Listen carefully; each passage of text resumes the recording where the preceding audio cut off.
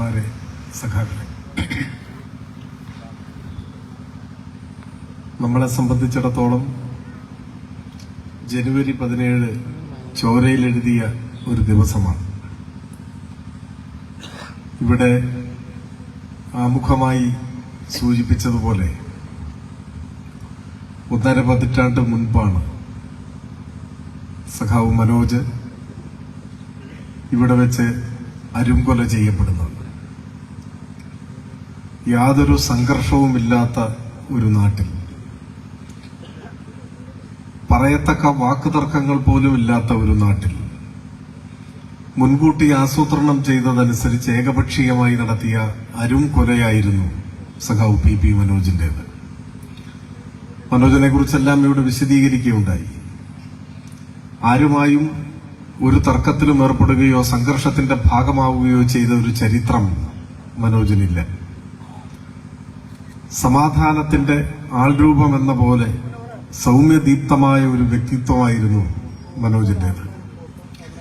DYFIയുടെ unit executive അംഗമായിരുന്ന മനോജ് ഇപ്പോഴും നമ്മുടെ ഇടയിൽ ഉണ്ടായിരുന്നുവെങ്കിൽ കൂടുതൽ ഗൗരവമുള്ള ചുമതലകൾ നിർവഹിക്കാൻ നിയോഗിക്കപ്പെടുന്ന ഒരു സഖാവായി മാറുമായിരുന്നു. എന്നാൽ നല്ല ഊർജ്ജസ്വലനായ ചെറുപ്പക്കാരനായിരിക്കുന്ന ഒരു ഘട്ടത്തിലാണ് ഇവിടെ വെച്ച് രാഷ്ട്രീയ ലക്ഷ്യത്തോടെ RSS ആസൂത്രണം ചെയ്ത അരുംകൊലപാതകത്തിന്റെ ഭാഗമായി മനോജിന് രക്തസാക്ഷിത്വം വരിക്കേണ്ടതായി വന്നു. അദ്ദേഹം ശബരിമലയിലേക്ക് തീർത്ഥാടനം നടത്താൻ മാലയിട്ട് വ്രതമനുഷ്ഠിച്ചിരുന്ന ഒരാളാണ്, ഒരു വിശ്വാസി കൂടിയായിരുന്നു മനോജ്. ഇക്കഴിഞ്ഞ തദ്ദേശ തെരഞ്ഞെടുപ്പിലും ജനങ്ങൾക്കിടയിൽ തെറ്റിദ്ധാരണ പരത്താൻ ആസൂത്രിതമായി നടത്തിയ പ്രചാരവേലകളിൽ ഒന്ന് ശബരിമലയെ ആസ്പദമാക്കിയുള്ളതായിരുന്നു. ഞാനതിന്റെ മറ്റു കാര്യങ്ങളിലേക്ക് പുറകെ വരാം. കേരളത്തിലെ വിശ്വാസികളുടെയും ആരാധനാലയങ്ങളുടെയും കുത്തക അവകാശപ്പെട്ടുകൊണ്ട് ജനങ്ങളെ തെറ്റിദ്ധരിപ്പിക്കാൻ എപ്പോഴും ശ്രമിക്കുന്ന ഒരു പ്രസ്ഥാനമാണ് RSS. എന്നാൽ ശബരിമല സന്ദർശിക്കാനായി, ശബരിമലയിലേക്ക് തീർത്ഥാടനം നടത്താനായി മാലയിട്ട് വ്രതമനുഷ്ഠിക്കുന്ന ഒരു വിശ്വാസിയെ യാതൊരു പ്രകോപനവും കൂടാതെ വെട്ടിക്കൊല്ലാൻ ഒരു മനസാക്ഷിക്കുത്തും മടിയും RSSനുണ്ടായില്ല. യഥാർത്ഥ വിശ്വാസികളോടോ ആരാധനാലയങ്ങളോടോ ഒപ്പമല്ല RSS എന്നതിന്റെ കൂടി തെളിവാണ് ഈ അരുംകൊലപാതകം. നമ്മുടെ നാട്ടിൽ മറ്റ് സംഘടനകളെയും രാഷ്ട്രീയ പ്രസ്ഥാനങ്ങളെയും വിലയിരുത്തുമ്പോൾ അക്കൂട്ടത്തിൽപ്പെടുത്താൻ പറ്റാത്ത ഒരു വിഭാഗമാണ് RSS എന്ന് ഈ നാടിന്റെ ചരിത്രം അറിയുന്ന എല്ലാവർക്കും അറിയാം. RSSന് തുല്യമായി മറ്റൊരു സംഘടനയുമില്ല. RSS തങ്ങളുടെ സ്വാധീനം വിപുലപ്പെടുത്താൻ, രാഷ്ട്രീയാധികാരം പിടിച്ചുപറ്റാൻ ഏത് ഹീനമായ മാർഗവും അവലംബിക്കും.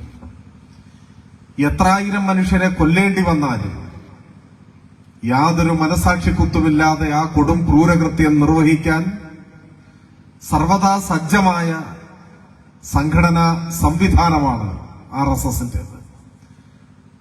RSSന്റെ രൂപീകരണത്തിന് തന്നെ മുൻകൈയെടുത്തവരിൽ ഒരാളായിരുന്ന ഡോക്ടർ മുഞ്ചെ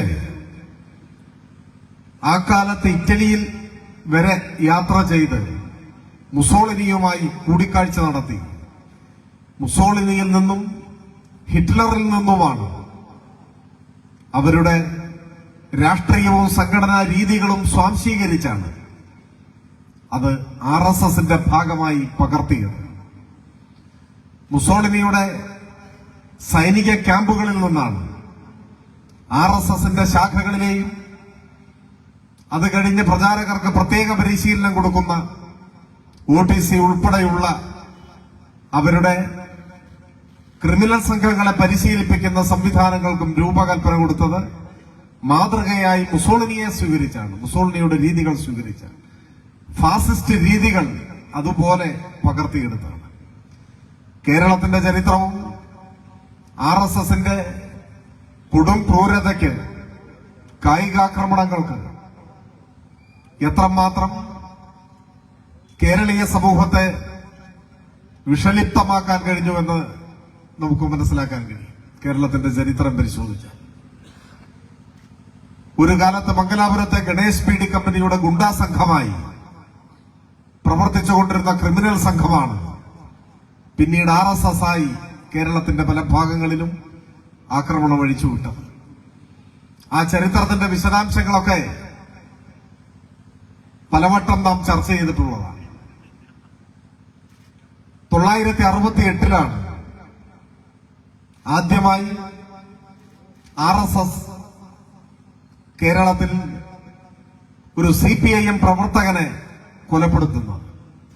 മാവൂർ ഗോളിയോർ റയോൺസിലെ തൊഴിലാളിയായിരുന്ന CPIM ലോക്കൽ കമ്മിറ്റി അംഗം സഖാവ് സുലൈമാനെ വധിച്ചുകൊണ്ടാണ് കേരളത്തിൽ കൊലപാതക രാഷ്ട്രീയത്തിന് തങ്ങളുടേതായ സംഭാവന നൽകി ഒരു പുതിയ അധ്യായം അവർ തുടക്കം കുറിക്കുന്നു. 68 മുൻപും കേരളത്തിൽ രാഷ്ട്രീയ കൊലപാതകങ്ങൾ ഉണ്ടായിട്ടുണ്ട്. CPIM പ്രവർത്തകർ വേട്ടയാടപ്പെട്ടിട്ടുണ്ട്, കൊല്ലപ്പെട്ടിട്ടുണ്ട്. അതിനു മുൻപ് അവിഭക്ത പാർട്ടിയുടെ കാലത്തും ഇത്തരം കായികാക്രമണങ്ങളെയും കൊലപാതകങ്ങളെയും നേരിടേണ്ടി വന്നിട്ടുണ്ട്. എത്രയെത്ര ധീരരായ സഖാക്കൾ രക്തസാക്ഷിത്വം വരിച്ചിട്ടുണ്ട്. കേരളത്തിന്റെ ചരിത്രം തന്നെ രചിക്കപ്പെട്ടത് മനുഷ്യരക്തത്താലാണ് എന്നാരെങ്കിലും ആലങ്കാരികമായി പറഞ്ഞാൽ അത്തരം പ്രയോഗങ്ങളിലെ ആലങ്കാരികതയുടെ സ്പർശത്തേക്കാളേറെ യാഥാർത്ഥ്യബോധമാണ് തുടിച്ചു നിൽക്കുന്നതെന്ന് കാണാനാവും. എത്രയെത്ര അനുഭവങ്ങൾ നമുക്ക് നേരിടേണ്ടതായി വന്നു. 1948 മൊയാരത്ത് ശങ്കരൻ മുതൽ ഇങ്ങോട്ട് എത്രയെത്ര കമ്മ്യൂണിസ്റ്റുകാർ കൊല്ലപ്പെട്ടു. വോട്ട് ചെയ്തതിന്റെ പേരിൽ കൊല്ലപ്പെട്ട കമ്മ്യൂണിസ്റ്റുകാർ എത്ര പേരുണ്ട്? ഒരുപക്ഷെ പുതിയ തലമുറയ്ക്ക് അത്ഭുതകരമായി തോന്നാം. വോട്ട് രേഖപ്പെടുത്തിയതിന് ജീവൻ ബലിയർപ്പിക്കേണ്ടി വന്ന സഖാക്കൾ എത്ര പേർ? ജനാധിപത്യത്തെക്കുറിച്ച് പ്രസംഗിക്കാറുള്ള കോൺഗ്രസിന്റെ കൈകൊണ്ട് കോൺഗ്രസിനെ സംബന്ധിച്ചിടത്തോളം ജനാധിപത്യം പ്രസംഗിക്കാനുള്ള ഒരു വിഷയം മാത്രമാണ്. അല്ലാതെ തങ്ങളുടെ പ്രവർത്തന രീതികളിൽ ജനാധിപത്യത്തിന്റെ അടിസ്ഥാന തത്വങ്ങൾ തൊട്ടു തീണ്ടിയിട്ടില്ലാത്ത ഒരു വിഭാഗമാണ് കോൺഗ്രസ്. 1987 കേരളത്തിലെ ആദ്യത്തെ ഗവൺമെന്റ് വരുന്നു. ബാലറ്റ് പേപ്പറിലൂടെയും കമ്മ്യൂണിസ്റ്റുകാർ അധികാരത്തിലെത്തുമെന്ന് ഇന്ത്യ ലോകത്തിന് കാണിച്ചു കൊടുത്ത അനുഭവമായിരുന്നു 1987 EMSന്റെ നേതൃത്വത്തിലുള്ള ഗവൺമെന്റിന്റെ സ്ഥാനാരോഹണം. ആ ഗവൺമെന്റിനെ അട്ടിമറിക്കാൻ ഏറ്റവും നീചമായ സമരാഭാസം കേരളത്തിൽ സംഘടിപ്പിച്ചതിന് നേതൃത്വം കൊടുത്തത് കോൺഗ്രസാണ്. ആ ചരിത്രമൊന്ന് വിശദമായി പരിശോധിച്ചാൽ വിമോചന സമരത്തിന് കോൺഗ്രസിനോടൊപ്പം കൈകോർത്ത പാരമ്പര്യമാണ് RSSന്റെ പാരമ്പര്യം. പലരും ആ ഭാഗം വേണ്ട വിധത്തിൽ പരിശോധിച്ചിട്ടില്ല. ഐക്യ കേരളത്തിൽ ആദ്യമായി ഒരു സമരത്തിൽ RSS സജീവമായി പിന്തുണ കൊടുത്ത് പങ്കെടുക്കുന്നത് വിമോചന സമരത്തിലാണ്. RSSന്റെ പൂർണ്ണമായ പിന്തുണ കോൺഗ്രസിന്റെ നേതൃത്വത്തിൽ നടന്ന വിമോചന സമരത്തിനുണ്ടായിരുന്നു.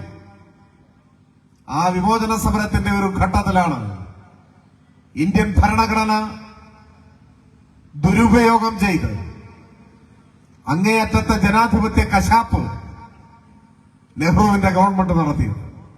EMS ഗവൺമെന്റിനെ പിരിച്ചുവിട്ടു. 1989 EMS ഗവൺമെന്റ് പിരിച്ചുവിടപ്പെട്ടു. പിന്നീട് തെരഞ്ഞെടുപ്പ് നടന്നത് 1960 രണ്ടാം കേരള നിയമസഭാ തെരഞ്ഞെടുപ്പ്. ആ തെരഞ്ഞെടുപ്പ് സ്വാഭാവികമായും വാശിയേറിയ പോരാട്ടമാണ്. ആ തെരഞ്ഞെടുപ്പിൽ കോൺഗ്രസിന്റെ സ്വാധീന കേന്ദ്രങ്ങളിൽ കോൺഗ്രസിന്റെ ക്രിമിനൽ ഗുണ്ടാ സംഘം,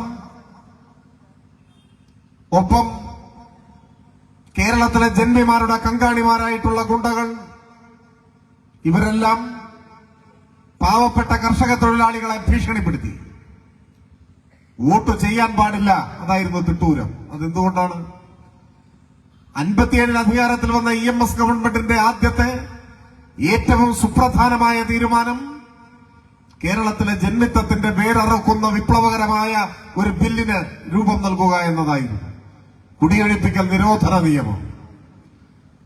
ഇപ്പോ CPIM-നെയും ഇടതുപക്ഷത്തെയും സ്ഥാനത്തും അസ്ഥാനത്തും ആക്രമിക്കുന്നവരുണ്ട്. ഞാൻ അവർക്ക് വിശദമായ മറുപടി നൽകാനൊന്നും പോകുന്നില്ല.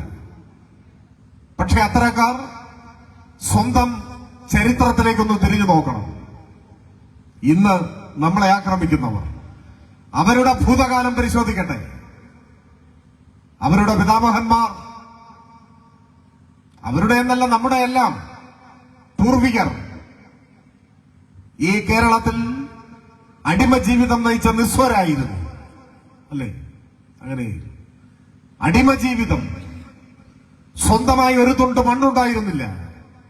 ഭൂമിയെല്ലാം ജന്മിയുടേതായിരുന്നു. ജന്മിമാർ സവർണ മേധാവിത്വം.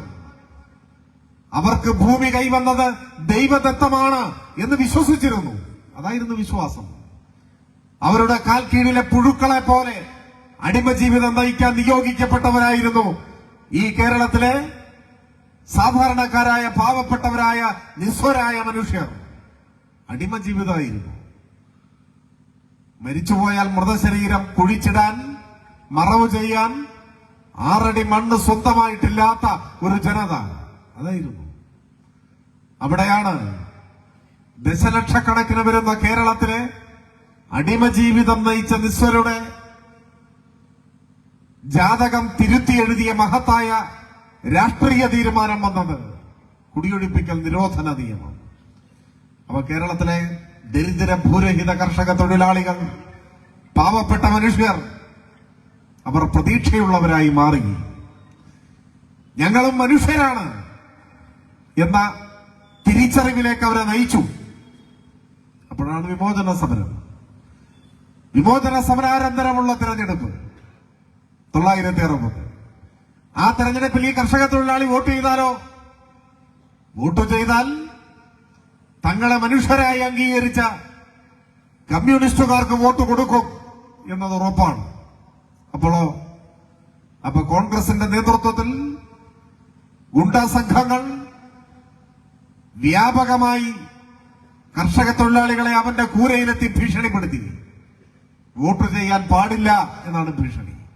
ഞങ്ങൾക്ക് വോട്ട് ചെയ്യണമെന്നല്ല, കാരണം ഒരിക്കലും തങ്ങൾക്ക് വോട്ട് ചെയ്യില്ല എന്നവർക്കറിയാം, കോൺഗ്രസിന് അറിയാം.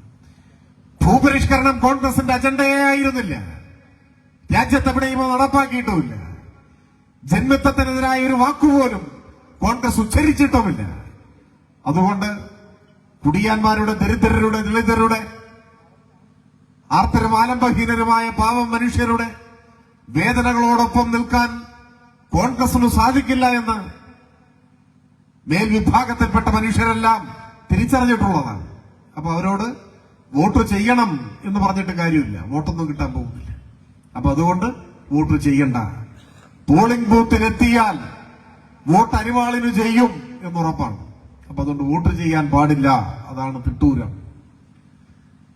ആ ഭീഷണിയെ അവഗണിച്ച് വോട്ട് ചെയ്ത പലരും ജീവൻ നഷ്ടപ്പെട്ടു. പലർക്കും എത്രയെത്ര അനുഭവം. അടുത്ത മാസം 1-ാം തീയതി സഖാവ് കോട്ടൂർ കുഞ്ഞുകുഞ്ഞിന്റെ രക്തസാക്ഷി ദിനമാണ്. 1960 ഫെബ്രുവരി 1 സഖാവിനെ കുത്തിക്കൊന്നത് വോട്ട് ചെയ്തതിനാണ്. വെൺമണി ചാത്തൻ കോൺഗ്രസുകാർ വെട്ടിക്കൊന്നത് വോട്ട് ചെയ്തതിനാണ്. നീലിമംഗലം ദാമോദരൻ, എത്രയെത്ര സഖാക്കൾ, എത്രയെത്ര തൊഴിലാളികൾ, കർഷക തൊഴിലാളികൾ വോട്ട് ചെയ്തതിന്റെ പേരിൽ കൊല്ലപ്പെട്ടവർ. പക്ഷെ ഇപ്പോഴും പ്രതിപക്ഷ നേതാവ് ജനാധിപത്യത്തെക്കുറിച്ച് വേണമെങ്കിൽ 100 വാക്കിൽ കവിയാതെ ഉപന്യസിക്കും. അവർക്ക് ഉപന്യാസം എഴുതാനുള്ള വിഷയമാണ്, പ്രസംഗിക്കാനുള്ള വിഷയമാണ്. പക്ഷേ വോട്ടവകാശം വിനിയോഗിച്ചതിന് രാഷ്ട്രീയ പകയോടെ പാവപ്പെട്ട കർഷക തൊഴിലാളിയെ വെട്ടിക്കൊന്ന പാരമ്പര്യമാണ് കേരളത്തിലെ കോൺഗ്രസിന്റെ പാരമ്പര്യം. 1-2 എത്ര സഖാക്കളെ. അപ്പോ ഞാൻ സാന്ദർഭികമായി ഇതിവിടെ പരാമർശിച്ചത് 68-ന് മുൻപും രാഷ്ട്രീയ കൊലപാതകങ്ങൾ ഉണ്ടായിട്ടുണ്ട്. ധീരന്മാരായ നിരവധി പാർട്ടി സഖാക്കൾ രക്തസാക്ഷിത്വം വരിച്ചിട്ടുമുണ്ട്. എന്നാൽ 68-ന് ശേഷം പുതിയൊരു കൊലയാളി കൂടി രംഗപ്രവേശം ചെയ്തു. CPIM-കാരെ കൊല്ലുന്നതിൽ കോൺഗ്രസിനോട് മത്സരിക്കാൻ, സൗഹൃദ മത്സരം നടത്താൻ മറ്റൊരു വിഭാഗം കൂടി പ്രബലമായി. അതാണ് RSS. തുടർന്ന് കേരളത്തിന്റെ ചരിത്രം കോൺഗ്രസും RSSും ചേർന്ന് CPIM-നെ വേട്ടയാടിയ ചരിത്രമാണ് 68-ന് ശേഷമുള്ള ചരിത്രം. ഇപ്പൊ എത്ര പേർ ഈ മഹത്തായ പ്രസ്ഥാനത്തിന്റെ ഭാഗമായി എന്നതിന്റെ പേരിൽ രക്തസാക്ഷിത്വം വരിക്കേണ്ടി വന്നു. 600ഓളം കമ്മ്യൂണിസ്റ്റുകാർ കൊല്ലപ്പെട്ട മണ്ണാണ് കേരളത്തിന്റെ മണ്ണ്. അതിൽ 300ഓളം പേരെ കൊന്നത് RSS ആണ്. അതിൽ എത്രയോ സഖാക്കൾ ഈ മണ്ണിലാണ്, കണ്ണൂരിന്റെ മണ്ണിൽ. SFIയുടെ കേന്ദ്ര കമ്മിറ്റി അംഗമായിരുന്ന സഖാവ് സുധീഷ് വരെ എത്ര സഖാക്കൾ ഇവിടെ കൊല്ലപ്പെട്ടു. ആ കൊല്ലപ്പെട്ട രക്തസാക്ഷികളിൽ ഒരാളാണ് സഖാവ് മനോജ്. മനോജിന്റെ രക്ഷിതാക്കൾ, മനോജിന് ജന്മം നൽകിയ മനോജിന്റെ പിതാവൊക്കെ ഈ പരിപാടിയിൽ പങ്കെടുക്കുന്നുണ്ട്, നമ്മോടൊപ്പം ഉണ്ട്. ഇങ്ങനെ കേരളത്തിൽ എത്ര രക്ഷിതാക്കൾ ശരിയായ രാഷ്ട്രീയ നിലപാടിന്റെ പിന്നിൽ തങ്ങളുടെ മക്കൾ അണിനിരന്നു എന്നതിന്റെ പേരിൽ രക്തസാക്ഷിത്വം വരിക്കേണ്ടി വന്ന മക്കളുടെ ഓർമ്മകളുമായി ജീവിക്കുന്നുണ്ട്. ഒരുപക്ഷെ നമ്മുടെ രാജ്യത്ത് മറ്റെവിടെയും ഇത്തരം അനുഭവങ്ങൾ അധികമുണ്ടാവില്ല. കേരളം രാഷ്ട്രീയാധികാരത്തിൽ എത്താൻ തക്കവണ്ണം കരുത്തുള്ള പാർട്ടിയായി CPIM മാറിയിട്ടും CPIM പ്രവർത്തകർ ആക്രമിക്കപ്പെടുന്നു, കൊല്ലപ്പെടുന്നു, അത് തുടരുന്നു. ഇതാണ് നാടിന്റെ അനുഭവം. പക്ഷേ വലതുപക്ഷ രാഷ്ട്രീയ നേതൃത്വത്തിന്റെ എക്കാലത്തെയും അവകാശവാദം നമ്മളാണ് അക്രമകാരികൾ, അവരുടെ പ്രചരണ വിഷയം അങ്ങനെയാണ്. അതിനെ പിന്തുണയ്ക്കുന്ന നിലപാടാണ് കേരളത്തിലെ മാധ്യമങ്ങളിൽ ഒരു വിഭാഗം സ്വീകരിക്കുന്നത്.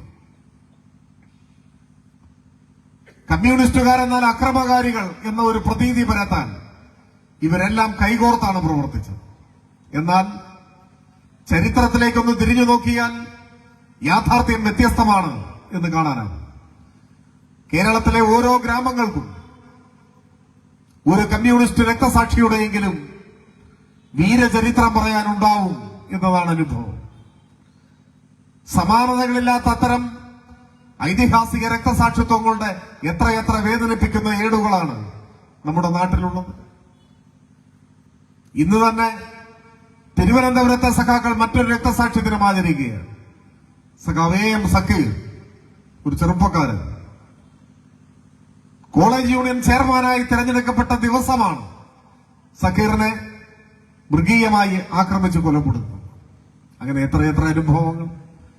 എല്ലാത്തരം വർഗീയവാദികളുടെയും ആക്രമണത്തിന് ഇരയാകേണ്ടി വരുന്നു എന്ന പ്രത്യേകതയും നമുക്കുണ്ട്. എല്ലാത്തരം പിന്തിരിപ്പൻ ശക്തികളും ലക്ഷ്യം വെക്കുന്നത് കമ്മ്യൂണിസ്റ്റ് പാർട്ടിയുടെ പ്രവർത്തകരെയാണ്. നമ്മുടെ രാജ്യത്തിന്റെ ചരിത്രത്തിൽ ആദ്യമായി ഒരു MLA, ഒരു നിയമസഭാംഗം കൊല്ലപ്പെട്ടത് ഇവിടെയാണ്, ഈ കേരളത്തിൽ.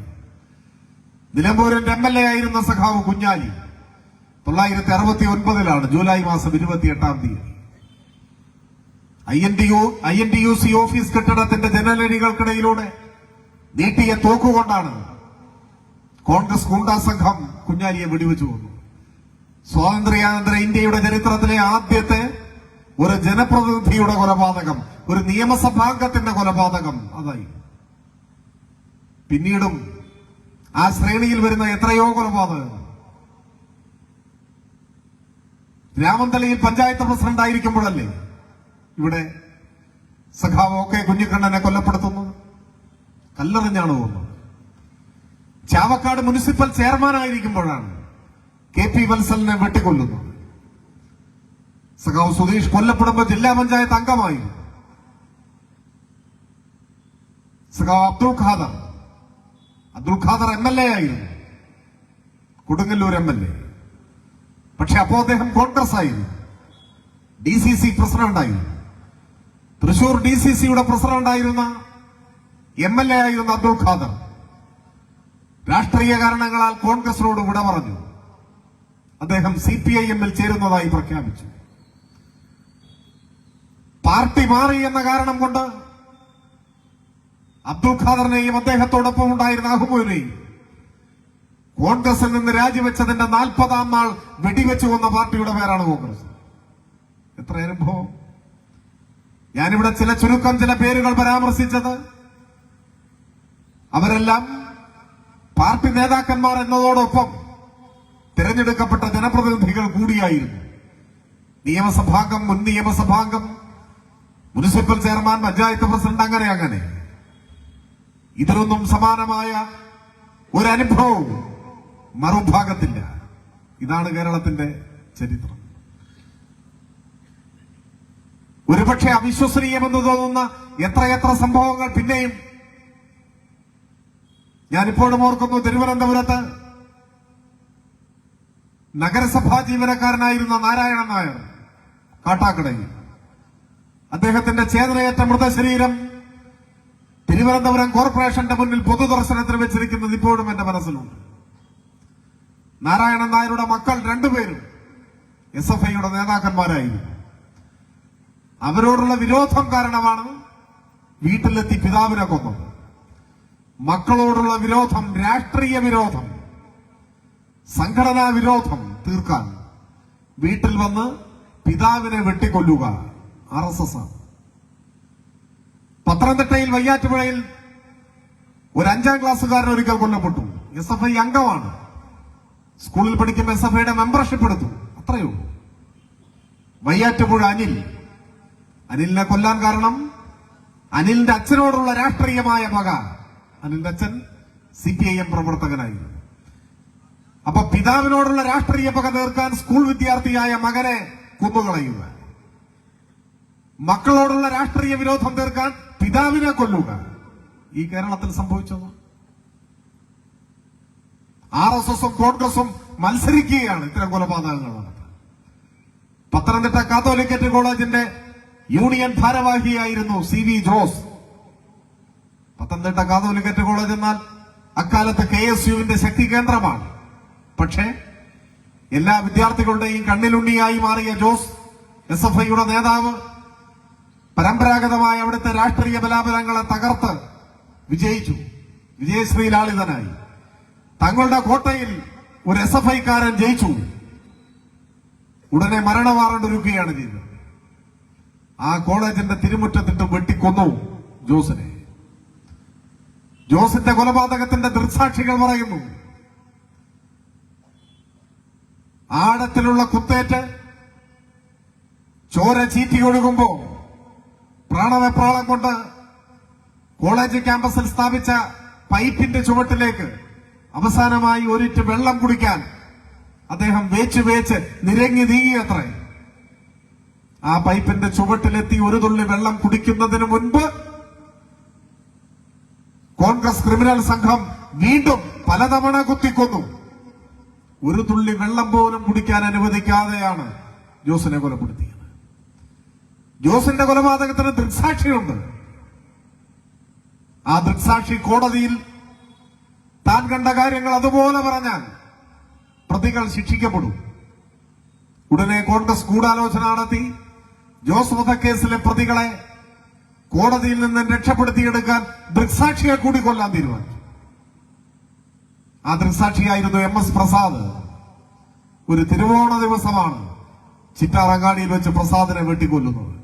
നിങ്ങൾ ആലോചിച്ചു നോക്കൂ. രാഷ്ട്രീയ വിരോധം കൊണ്ട് ഒരു കലാലയത്തിന്റെ ആകെ കണ്ണിലുണ്ണിയായ തിരഞ്ഞെടുക്കപ്പെട്ട കോളേജ് യൂണിയന്റെ നേതാവിനെ, ഭാരവാഹിയെ ആ ക്യാമ്പസിൽ വെച്ച് കുത്തിക്കൊല്ലുക, അതും ഏറ്റവും നിഷ്ഠൂരമായി, മൃഗീയമായി. ആ കേസിലെ പ്രതികളെ സംരക്ഷിക്കാൻ, നിയമത്തിന്റെ പിടിയിൽ നിന്ന് രക്ഷപ്പെടുത്തിയെടുക്കാൻ സംഭവം കണ്ട സാക്ഷിയെയും കൊല്ലുക. ഇങ്ങനെയൊക്കെ വേറെ എവിടെയെങ്കിലും കേട്ടിട്ടുണ്ടോ ഇത്തരം അനുഭവങ്ങൾ? കോൺഗ്രസും RSSും പരസ്പരം മത്സരിച്ചാണ് നടത്തിയത്. ഈ മണ്ണിൽ മതനിരപേക്ഷതയുടെ കൊടിക്കൂറ ഉയർത്തിപ്പിടിച്ച് വർഗീയതയ്ക്കെതിരായ പോരാട്ടത്തിന് നാം നേതൃത്വം കൊടുക്കുമ്പോൾ നമുക്ക് RSSനെ മാത്രം എതിർത്താൽ പോരാ, കോൺഗ്രസിനെയും എതിർക്കണം. ഇരുകൂട്ടരും കൈകോർത്താണ് പല സന്ദർഭങ്ങളിലും നമുക്കെതിരായി ആയുധമേന്തിയിട്ടുള്ളത്. തിരഞ്ഞെടുപ്പിൽ ഇടതുപക്ഷത്തെ പരാജയപ്പെടുത്താനും ആക്രമിച്ച് ഇടതുപക്ഷത്തെ കൊല്ലാനും ഒരുമിച്ച് കൈകോർത്തിട്ടുള്ള അനുഭവമാണ് RSSനും കോൺഗ്രസിനും ഉള്ളത്. വിമോചന സമരകാലത്തെ അനുഭവം ഞാനിവിടെ പറഞ്ഞു. അതിനുശേഷം 60-ലെ തെരഞ്ഞെടുപ്പ്, അതിനെക്കുറിച്ചും ചില കാര്യങ്ങൾ സൂചിപ്പിച്ചു. ആ തെരഞ്ഞെടുപ്പിലാണ് ആദ്യമായി കേരളത്തിൽ ഭാരതീയ ജനസംഘം മത്സരിക്കുന്നത്. ഒന്നാമത്തെ തെരഞ്ഞെടുപ്പിൽ 57-ലെ തെരഞ്ഞെടുപ്പിൽ ജനസംഘം മത്സരരംഗത്ത് ഉണ്ടായിരുന്നില്ല. എന്നാൽ രണ്ടാമത്തെ തെരഞ്ഞെടുപ്പിൽ ജനസംഘം മത്സരിക്കാൻ തീരുമാനിച്ചു. എല്ലാ സീറ്റിലുമല്ല, 4 സീറ്റിൽ. ദീനദയാൽ ഉപാധ്യായ നേരിട്ട് കേരളത്തിൽ വന്നു 4 സ്ഥാനാർത്ഥികളെ പ്രഖ്യാപിച്ചു. പട്ടാമ്പിയും ഗുരുവായൂരും മണ്ടത്തോടും കോഴിക്കോടും, അതാണ് 4 മണ്ഡലങ്ങൾ. പ്രചരണം ആരംഭിച്ചു. കേരളത്തിലെ ആദ്യത്തെ തെരഞ്ഞെടുപ്പ് മത്സരം ജനസംഘത്തിന്റേത്. ഓരോ മണ്ഡലത്തിലും പ്രചരണത്തിന് ചുക്കാൻ പിടിക്കാൻ RSSന്റെ പ്രത്യേകം നിയോഗിക്കപ്പെട്ട പ്രചാരകന്മാർ. വിമോചന സമരാനന്തരം നടക്കുന്ന തെരഞ്ഞെടുപ്പ്. ആ ഘട്ടത്തിലാണ് കോൺഗ്രസിന്റെ കേരളത്തിലെ നേതൃത്വം ദീനദയാൽ ഉപാധ്യായയെ നേരിട്ട് പോയി കണ്ടു, ചർച്ച നടത്തി. കോൺഗ്രസ് നേതൃത്വം പറഞ്ഞു, നമ്മുടെ 2 കൂട്ടരുടെയും ലക്ഷ്യം ഈ തെരഞ്ഞെടുപ്പിൽ ഒന്നാണ്, ഇടതുപക്ഷത്തെ തോൽപ്പിക്കണം, കമ്മ്യൂണിസ്റ്റുകാരെ തോൽപ്പിക്കണം. അപ്പൊ പിന്നെ നമ്മൾ വേറിട്ട് മത്സരിക്കേണ്ട കാര്യമുണ്ടോ? ചർച്ചയ്ക്കൊടുവിൽ പട്ടാമ്പിയിൽ ദീനദയാൽ ഉപാധ്യായ പ്രഖ്യാപിച്ച ജനസംഘത്തിന്റെ സ്ഥാനാർത്ഥി മാധവൻ നായർ പിൻവലിക്കപ്പെട്ടു. കോൺഗ്രസിന്റെ സ്ഥാനാർത്ഥി എ രാഘവൻ നായർക്ക് പിന്തുണ, RSSന്റെ പിന്തുണ. RSSും കോൺഗ്രസും കേരളത്തിന്റെ മണ്ണിൽ ആദ്യമായി ഒരു തെരഞ്ഞെടുപ്പിൽ കൈകോർത്ത് പിടിച്ചത് 1960-ൽ പട്ടാമ്പിയിലാണ്. അസംബ്ലി ഇലക്ഷനിൽ സംയുക്ത സ്ഥാനാർത്ഥിയായി കോൺഗ്രസ് നേതാവ് രാഘവൻ നായർ വന്നു. ഇരുകൂട്ടരും കൈകോർത്ത് പിടിച്ച് പരാജയപ്പെടുത്താൻ ശ്രമിച്ച പട്ടാമ്പി മണ്ഡലത്തിലെ കമ്മ്യൂണിസ്റ്റ് സ്ഥാനാർത്ഥിയുടെ പേര് EMS നമ്പൂതിരിപ്പാടെന്നായിരുന്നു. അതാണ് ചരിത്രം. EMSനെ തോൽപ്പിക്കാൻ RSSുമായി കൈകോർത്ത് പിടിച്ച പാരമ്പര്യമാണ് കോൺഗ്രസിന്റെ പാരമ്പര്യം. EMSന്റെ ഗവൺമെന്റിനെ തകർക്കാൻ RSSുമായി കൈകോർത്ത് വിമോചന സമരം നടത്തിയ പാരമ്പര്യമാണ് കോൺഗ്രസിന്റെ പാരമ്പര്യം. പക്ഷെ പട്ടാമ്പിയിലെ പ്രബുദ്ധരായ വോട്ടർമാർ 1960-ലെ RSS കോൺഗ്രസ് അവിശുദ്ധ ബാന്ധവം വോട്ട് ചെയ്ത് തോൽപ്പിച്ചു, തകർത്തു. പിന്നെയും എത്രയോ അനുഭവങ്ങൾ നമ്മുടെ മുന്നിലുണ്ട്. ഒരു ദശാബ്ദം പിന്നിട്ടപ്പോഴാണ് 1971-ലെ പാർലമെന്റ് തെരഞ്ഞെടുപ്പ്. അന്ന് പാലക്കാട് മത്സരിക്കുന്ന ഇടതുപക്ഷ സ്ഥാനാർത്ഥി സഖാവ് AKGയെ തോൽപ്പിക്കാനും ഇതേ സഖ്യം തലയുയർത്തി. അന്ന് കോൺഗ്രസ് RSS സംയുക്ത സ്ഥാനാർത്ഥിയായി വന്നത് RSS നേതാവായി. EMSനെതിരെ സംയുക്ത സ്ഥാനാർത്ഥി കോൺഗ്രസ് നേതാവ്, AKGക്കെതിരെ സംയുക്ത സ്ഥാനാർത്ഥി RSS നേതാവ്. റിട്ടയർഡ് പ്രൊഫസറായിരുന്ന ഗോവിന്ദൻ, PC ഗോവിന്ദൻ, RSSന്റെ പ്രചാരകായി. കോൺഗ്രസിന്റെയും സ്ഥാനാർത്ഥി അത് തന്നെ. 60-ലെ പട്ടാമ്പിയിലെ അനുഭവം തന്നെയാണ് 71-ൽ പാലക്കാടും കോൺഗ്രസിനും RSSനും ഏറ്റുവാങ്ങേണ്ടി വന്നു. പിന്നീട് വടകരയും ബേപ്പൂരുമെല്ലാം നമ്മുടെ അനുഭവങ്ങളിലുണ്ട്. അത് കുറെ കൂടി സമീപകാലത്താണ്, ഞാനത് വിശദീകരിക്കുന്നില്ല. ചരിത്രത്തിൽ ഇത് മിക്കപ്പോഴും നമുക്ക് കാണാൻ പറ്റും. ചിലപ്പോൾ പരസ്യമായും പലപ്പോഴും രഹസ്യമായും ജനാധിപത്യത്തെ അട്ടിമറിക്കാൻ ഈ അവിശുദ്ധമായ കൂട്ടുകെട്ട് കേരളത്തിൽ സജീവമായി നിലനിൽക്കുന്നു. ഇപ്പോൾ ഒരു തെരഞ്ഞെടുപ്പിൽ പരാജയം ഏറ്റുവാങ്ങിയ ശേഷമാണ് മനോജിന്റെ രക്തസാക്ഷി അനുസ്മരണ വേളയിൽ നമ്മൾ ഒത്തുകൂടുന്നത്. പരാജയമെന്ന് പറഞ്ഞാൽ ചരിത്രത്തിലെ ഏറ്റവും ആഘാതമേറിയ പരാജയമെന്നൊന്നും പറയാൻ പറ്റില്ല. ഇപ്പൊ ജില്ലാ പഞ്ചായത്ത് എടുത്താൽ 7-7 അതിൽ തന്നെ UDF ജയിച്ച 7-ൽ എറണാകുളവും കോഴിക്കോടും മലപ്പുറവും ഒഴിച്ചാൽ ബാക്കി 4 താരതമ്യേന ചെറിയ ജില്ലകൾ. വേണമെങ്കിൽ കോട്ടയത്തെ ഒരു ഇടത്തരം ജില്ല എന്ന് കണക്കാക്കിയാൽ 3 ജില്ല എന്തായാലും ചെറിയ ജില്ല. 3 അസംബ്ലി മണ്ഡലം മാത്രമുള്ള വയനാട്, 5 മണ്ഡലങ്ങൾ വീതമുള്ള ഇടുക്കി, പത്തനംതിട്ട. ഇടതുപക്ഷം ജയിച്ച 7-ൽ കാസർഗോഡ് ഒഴിച്ചാൽ ബാക്കിയെല്ലാം വലിയ ജില്ലകൾ. ഞാനിങ്ങനെയൊക്കെ പറയുന്നത് തദ്ദേശ തെരഞ്ഞെടുപ്പിൽ കാര്യമായ പരാജയമൊന്നും ഉണ്ടായില്ല എന്ന് സമർത്ഥിക്കാനല്ല. പരാജയം ഉണ്ടായി എന്നത് വസ്തുതയാണ്, ഒരു സംശയമില്ല. എന്നാൽ അത് ചരിത്രത്തിലെ ഏറ്റവും ആഘാതമേറിയ മഹാപരാജയമൊന്നുമല്ല, അങ്ങനെയൊന്നുമല്ല. ഇതിലും നാം തോറ്റിട്ടുണ്ട്. ഇതിനേക്കാൾ ഇപ്പൊ ജില്ലാ പഞ്ചായത്തിന്റെ സ്ഥിതി ഞാൻ പറഞ്ഞു വന്നേ ഉള്ളൂ സാന്ദർഭികമായി. മുനിസിപ്പാലിറ്റിയും കോർപ്പറേഷനും ഗ്രാമപഞ്ചായത്തും ഒക്കെ നോക്കിയാൽ പരാജയപ്പെട്ടു, വസ്തുതയാണ്, പരാജയം ഉണ്ടായി. എന്തുകൊണ്ടാണ് ഇങ്ങനെ ഒരു പരാജയം ഉണ്ടായത്? ഇടതുപക്ഷത്തെ സംബന്ധിച്ചിടത്തോളം ഒരു തെരഞ്ഞെടുപ്പിൽ ജയിച്ചാൽ ആഹ്ലാദാരവങ്ങളോടെ ഉത്തരവാദിത്വങ്ങൾ വിസ്മരിച്ച് അധികാര ഗർവമായി മുന്നോട്ട് പോകുന്ന സമീപനമല്ല നമ്മൾ സ്വീകരിക്കാറ്. ഒരു തെരഞ്ഞെടുപ്പിൽ പരാജയപ്പെട്ടാൽ നിരാശാഭരിതമായ മനസ്സോടെ പതാകമടക്കി വീട്ടിലിരിക്കുന്ന നിലപാടും നമ്മൾ സ്വീകരിക്കാറില്ല. ജയവും പരാജയവും രാഷ്ട്രീയ പ്രവർത്തനത്തിനിടയിലെ അമൂല്യമായ അനുഭവങ്ങൾ. വിജയത്തിൽ നിന്നെന്ന പോലെ പരാജയത്തിൽ നിന്നും പാഠം ഉൾക്കൊള്ളുന്ന, ഊർജം സ്വീകരിക്കുന്ന രാഷ്ട്രീയമാണ് ഇടതുപക്ഷ രാഷ്ട്രീയം. വിജയപരാജയങ്ങൾ സംഭവിക്കുമ്പോൾ അതിന്റെ സാഹചര്യങ്ങളെ സൂക്ഷ്മമായി വിലയിരുത്തി ഉൾക്കൊള്ളേണ്ടതെല്ലാം ഉൾക്കൊണ്ട്, ജനങ്ങളെ കേട്ട് ജനങ്ങളിൽ നിന്ന് പഠിച്ച് ആവശ്യമായ തിരുത്തലുകൾ വരുത്തി, വ്യാമോഹങ്ങളാൽ സ്വാധീനിക്കപ്പെട്ട ജനങ്ങളുണ്ടെങ്കിൽ അവരെ യാഥാർത്ഥ്യബോധത്തിലേക്ക് കൈപിടിച്ചാനയിച്ച് കൂടുതൽ വാശിയോടെ രാഷ്ട്രീയ ഉത്തരവാദിത്വങ്ങൾ ഏറ്റെടുത്ത് നാം മുൻപോട്ട് പോകും. ഈ തിരഞ്ഞെടുപ്പിലെ പരാജയം ആര് എന്തു പറഞ്ഞാലും ഇടതുപക്ഷത്തെ സംബന്ധിച്ചിടത്തോളം അനർഹമായ പരാജയമായിരുന്നു എന്ന കാര്യത്തിൽ ഒരു സംശയവുമില്ല. അവിടെ തന്നെയാണ് നിൽക്കുന്നത്. ഇത് അനർഹമായ പരാജയമായി. ഇടതുപക്ഷത്തിന് അനർഹമായ പരാജയമുണ്ടായി എന്നതുപോലെ UDFന്റെ വിജയവും അനർഹം തന്നെയാണ്. പക്ഷെ എങ്ങനെ ഇങ്ങനെ സംഭവിച്ചു? ചിലപ്പോൾ സംഭവിക്കും. തിരഞ്ഞെടുപ്പെന്നാൽ എല്ലായ്പ്പോഴും ശരി മാത്രം വിജയശ്രീലാളിതമാവുന്ന ഒരു പ്രക്രിയയല്ല. അങ്ങനെ ഒരു തെറ്റിദ്ധാരണ നമുക്കില്ല. തിരഞ്ഞെടുപ്പിൽ, യുദ്ധത്തിൽ, സമരത്തിൽ ഒക്കെ എല്ലായ്പ്പോഴും ശരിയുടെ പക്ഷം ജയിച്ചു വരണം എന്നില്ല. അങ്ങാണ് ചരിത്രം നമ്മെ പഠിപ്പിക്കുന്നത്. നമ്മുടെ ആഗ്രഹം അതാണ്. ശരിയുടെ പക്ഷം, സത്യത്തിന്റെ പക്ഷം, നീതിയുടെ പക്ഷം എക്കാലവും ജയിക്കണം. അത് ഒരു മനുഷ്യന്റെ നീതിബോധം ഉയർത്തിപ്പിടിക്കുന്ന സ്വപ്നമാണ്, ആഗ്രഹമാണ്. നമ്മളങ്ങനെ ആഗ്രഹിക്കുന്നു. പക്ഷെ അങ്ങനെ തന്നെ സംഭവിക്കണമെന്നില്ല. ചിലപ്പോ സത്യം തോൽക്കും. യുദ്ധത്തിൽ, സമരത്തിൽ, തിരഞ്ഞെടുപ്പിൽ, പലയിടത്തും. ഹോവാർഡ് ഫാസ്റ്റിന്റെ സ്പാർട്ടക്കസ് എന്നൊരു നോവലുണ്ട്.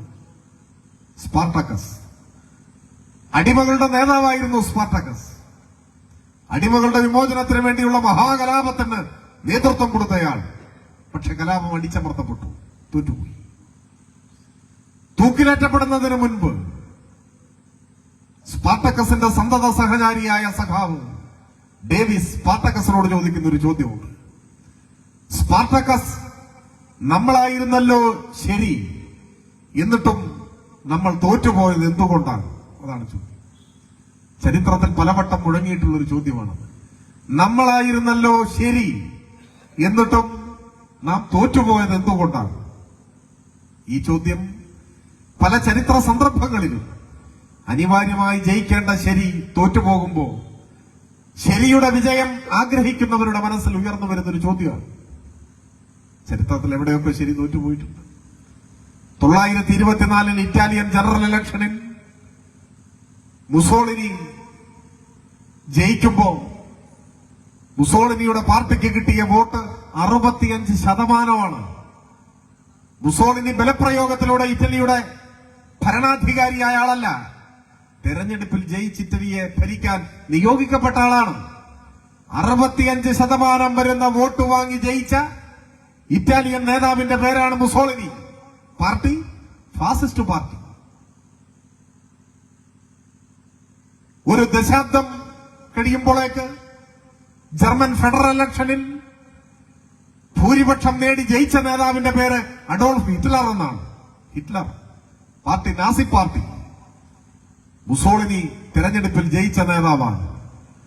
ഹിറ്റ്ലർ തെരഞ്ഞെടുപ്പിൽ ജയിച്ച നേതാവാണ്. ഫാസിസ്റ്റ് പാർട്ടി 65% വോട്ട് നേടിയ പാർട്ടിയാണ്. ജർമ്മനിയിൽ ഭൂരിപക്ഷം നേടി ഹിറ്റ്ലറെ അധികാരത്തിലെത്തിച്ച പാർട്ടിയാണ് നാസി പാർട്ടി. പക്ഷേ ഹിറ്റ്ലറുടെ വിജയം ശരിയുടെ വിജയമാണോ? മുസോളിനിയുടെ വിജയം ശരിയുടെ വിജയമാണോ? അങ്ങനെ ചരിത്രം വിലയിരുത്തുന്നതേയില്ല, വിലയിരുത്തിയിട്ടേയില്ല.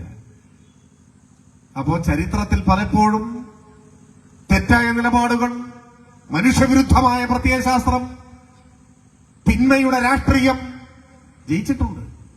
എന്നാൽ നിരാശപ്പെടേണ്ട കാര്യമില്ല. അനാദികാലം അതങ്ങനെ മുൻപോട്ട് പോവില്ല. ആത്യന്തികമായ വിജയം ശരിയുടെ, സത്യത്തിന്റെ, നീതിയുടെ പക്ഷം നേടിയെടുക്കുക തന്നെ ചെയ്യും എന്നതാണ് അനുഭവം. അതിനും ചരിത്രം സാക്ഷി പറയും. 65% വോട്ട് നേടിയ മുസോളിനി അനാദികാലം ഇറ്റലിയിൽ വിജയശ്രീലാളിതനായി മുൻപോട്ട് പോയില്ല. 1945 ഏപ്രിൽ മാസം 28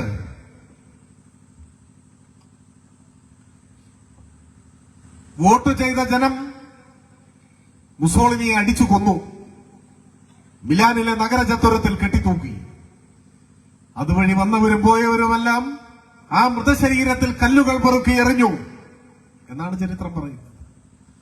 2 ദിവസം കൂടി കഴിഞ്ഞപ്പോഴേക്ക് 1945 ഏപ്രിൽ 30 സ്വന്തം കൊട്ടാരത്തിന്റെ മട്ടുപ്പാവിൽ ചുറ്റികയും അരിവാളും ആലേഖനം ചെയ്ത രക്തപതാക റഷ്യൻ റെഡ് ഗാർഡുകൾ ഉയർത്തുന്ന കാഴ്ച കണ്ട് ഇനി പിടിച്ചു നിൽക്കാനാവില്ലെന്ന ബോധ്യത്തിന്റെ മുന്നിലാണ് വളർത്തുനായയെയും കാമുകിയെയും കൊന്ന ശേഷം ഹിറ്റ്ലർ ആത്മഹത്യ ചെയ്തത്. ഹിറ്റ്ലർ ആത്മഹത്യ ചെയ്തു. മുസോളിനിയെ ജനക്കൂട്ടം അടിച്ചുകൊന്നു. സ്പാർട്ടക്കസ് തൂക്കിലേറ്റപ്പെട്ടിട്ടുണ്ടാവാം. പക്ഷേ ഇന്ന് അടിമത്തമില്ല ലോകത്ത്. ഏറെ കാലത്തിന് ശേഷമാണെങ്കിലും അടിമത്തം തുടച്ചു നീക്കപ്പെട്ടു. കാലമേറെ കഴിഞ്ഞാണെങ്കിലും സ്പാർട്ടക്കസിന്റെ സ്വപ്നം സഫലമായി. കാലമേറെ കഴിഞ്ഞാണെങ്കിലും ഇറ്റലി വിമോചിപ്പിക്കപ്പെട്ടു, ജർമ്മനി വിമോചിപ്പിക്കപ്പെട്ടു, മനുഷ്യവിരുദ്ധമായ പ്രത്യയശാസ്ത്രങ്ങൾ തകർക്കപ്പെട്ടു, പരാജയപ്പെട്ടു. ഇതാണ് അനുഭവം. അപ്പൊ ഏതെങ്കിലും ഒരു തെരഞ്ഞെടുപ്പ് ചരിത്രത്തിന്റെ അന്ത്യമല്ല. ഇ ഡി സതീശനെ കണ്ടുകഴിഞ്ഞാൽ ഇപ്പൊ തോന്നുക ചരിത്രത്തിലെ അവസാനത്തെ തെരഞ്ഞെടുപ്പാണ് തദ്ദേശ തെരഞ്ഞെടുപ്പ് എന്നാണ്. ഇനി ജയിക്കാനില്ല എന്നാണ്. എന്തോ കിട്ടാത്തവൻ എന്തോ കിട്ടിക്കഴിഞ്ഞാൽ ഏതോ സമയത്ത് കൊട പിടിക്കുന്നു പണ്ടുള്ള ആളുകൾ പറയാറുണ്ട്. ഒരു തദ്ദേശ തെരഞ്ഞെടുപ്പിൽ ചരിത്രം അവസാനിച്ചു പോവില്ല. ഈ തെരഞ്ഞെടുപ്പ് പരാജയം കേരളത്തിലെ ഇടതുപക്ഷ ജനാധിപത്യ മുന്നണി ഗവൺമെന്റിന്റെ ഭരണത്തെ വിലയിരുത്തിയതിന്റെ അടിസ്ഥാനത്തിൽ ജനങ്ങൾ അവരുടെ സമ്മതിദാനാവകാശം വിനിയോഗിച്ചതാണോ? അല്ല. അല്ല. എന്തുകൊണ്ടല്ല? യു ഡി എഫിന് നേടാൻ കഴിഞ്ഞ വിജയം യു ഡി എഫ് മുൻപോട്ട് വയ്ക്കുന്ന രാഷ്ട്രീയത്തിനും അവരുടെ നയസമീപനങ്ങൾക്കുമുള്ള അംഗീകാരമാണോ? അതുമല്ല. എന്തുകൊണ്ടല്ല?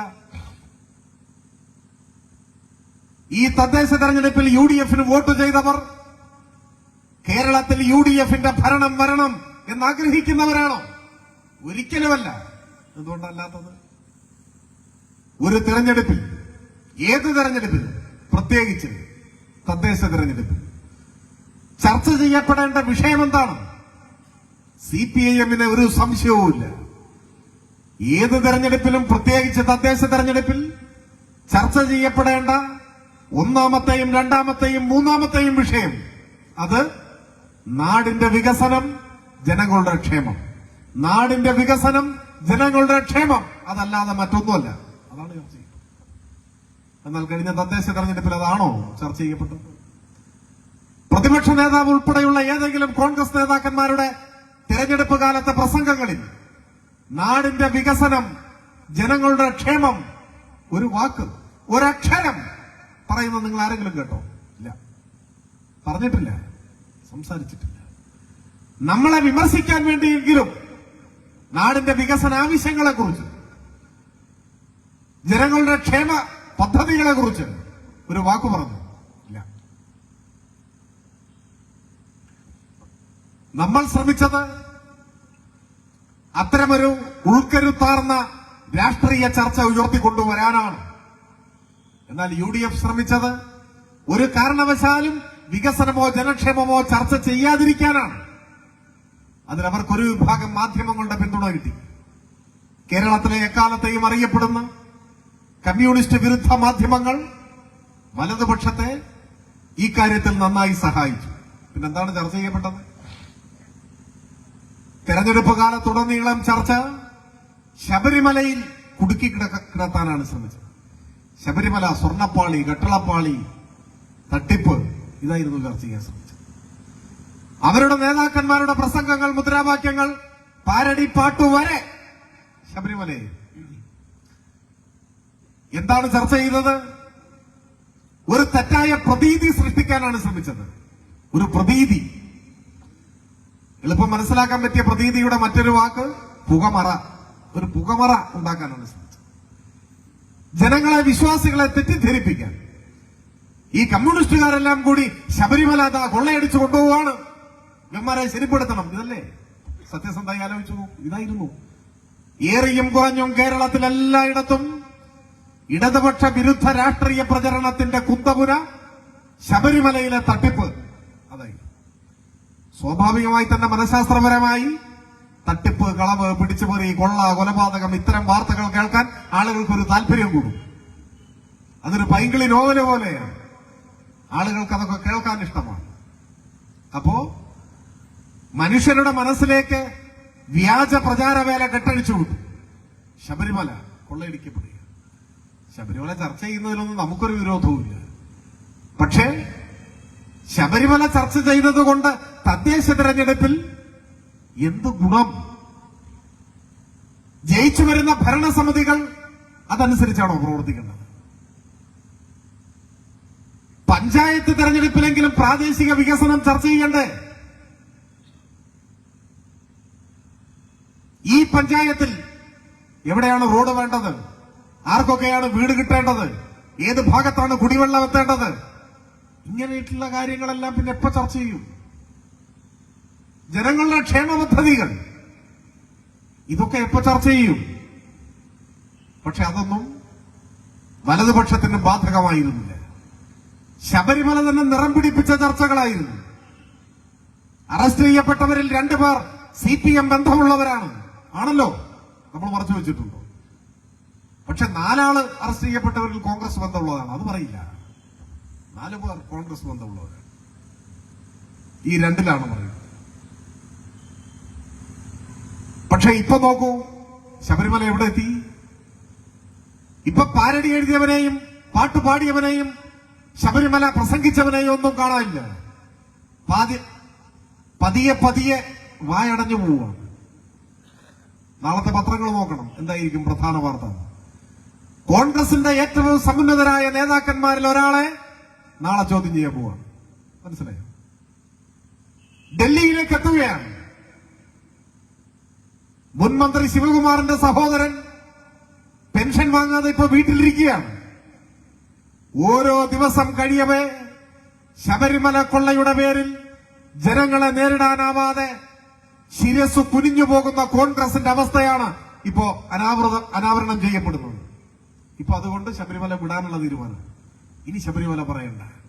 ജനങ്ങളെ തെറ്റിദ്ധരിപ്പിക്കാവുന്നിടത്തോളം തെറ്റിദ്ധരിപ്പിച്ചു, കിട്ടാവുന്നിടത്തോളം വോട്ട് വാങ്ങി. ഇനി മിണ്ടണ്ട.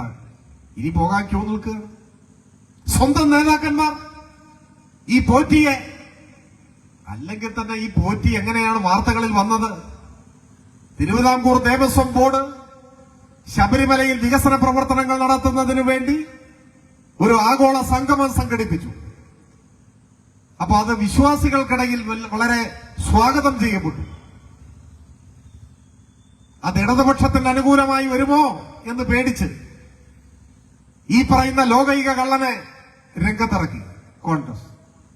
അയാൾ പറഞ്ഞു ശബരിമലയിലെ പീഠം കാണാനില്ല. നിങ്ങൾ ഓർക്കുന്നില്ല? അയാളാണ് വിവാദം ഉണ്ടാക്കിയത്. നോക്കുമ്പോ പീഠം കാണാനില്ല. അപ്പൊ അന്വേഷിച്ചപ്പോ ഇവന്റെ അമ്മായിയുടെ വീട്ടിൽ നിന്നോ കുഞ്ഞമ്മയുടെ വീട്ടിൽ നിന്നോ ഒറ്റ സാധനം പിടിച്ചു. ഇവൻ കൊണ്ടുപോയതാണ്.